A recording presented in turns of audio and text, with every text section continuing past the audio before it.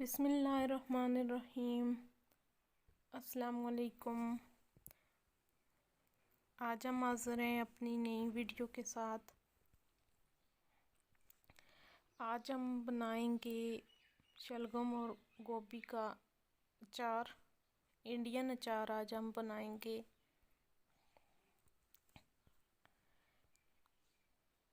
और आप लोगों के साथ शेयर करेंगे अचार बनाने का बहुत ही आसान तरीका।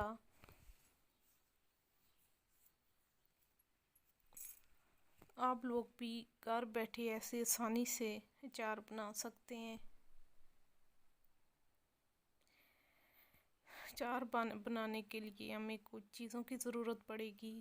चलते हैं अपनी वीडियो की तरफ। सबसे पहले हमने ली है एक देचकी और उसमें हमने डाला है शलगम और गोभी को छोटे छोटे साइज़ में काट के। शलगम और गोभी को हमने पहले उबाल लिया था, तकरीबन 5 मिनट तक इसको बॉईल करना है। इसको ज़्यादा बॉईल नहीं करना कि ये गल जाए।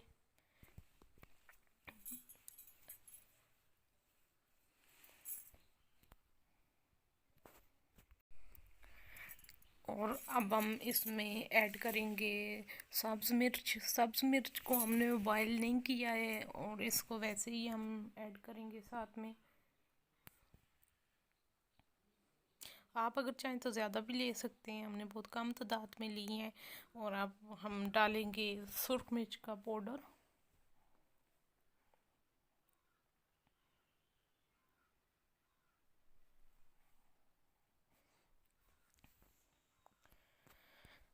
सुर्ख मिर्च का पाउडर जो है हमने ऐड कर दिया है। अब हम इसमें ऐड करेंगे नमक।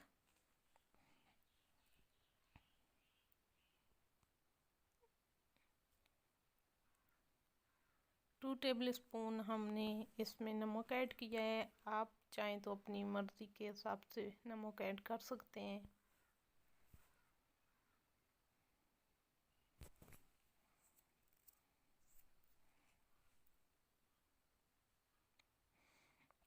तो अब हम इसमें ऐड करेंगे और जो है हमने पहले इसको पीस के रख लिया था। और जो है इसको और आपको कहीं भी पंसार की दुकान से आसानी से मिल जाएगी। और अब हम इसमें जो दूसरी चीज़ ऐड करेंगे वो है सरसों का ऑयल, मतलब सरसों का तेल।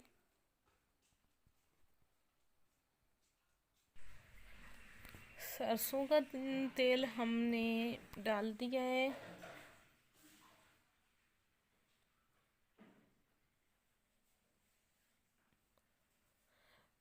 सरसों का तेल डालने के बाद हम इसको अच्छी तरह से मिक्स कर लेंगे।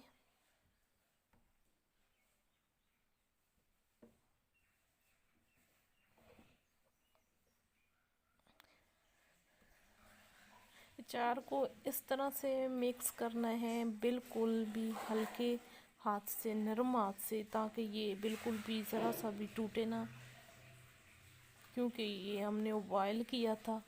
और इसको हल्के हाथ से जो है मिक्स करना है।